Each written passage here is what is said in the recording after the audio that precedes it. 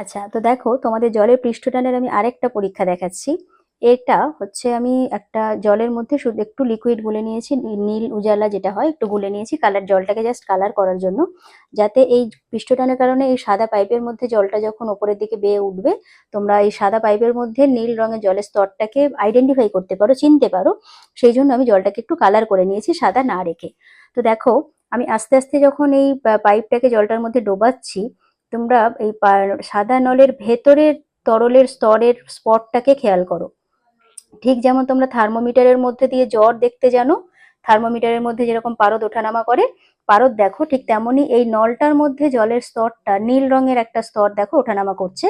আমি যদি আরো তোমাদের কাছে আনি, দেখো এটা ভালো করে, যে নীল রঙের একটা স্তর এই যে ওপরে দেখো পাইপের ভিতরে দেখতে পাচ্ছ।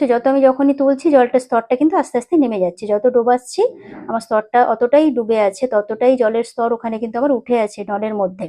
এবং আমি একটু তুললে তোমরা এই যে লেয়ারটা বুঝতে পারছো, স্তরটা দেখতেই পাচ্ছ সাদা পাইপের মধ্যে। এটাও কিন্তু তোমার জলের পৃষ্ঠটানের কারণে দেখতে পাচ্ছ সাদা পাইপের মধ্যে ঠিক যেমন পাইপ পারদ ওঠানামা করে।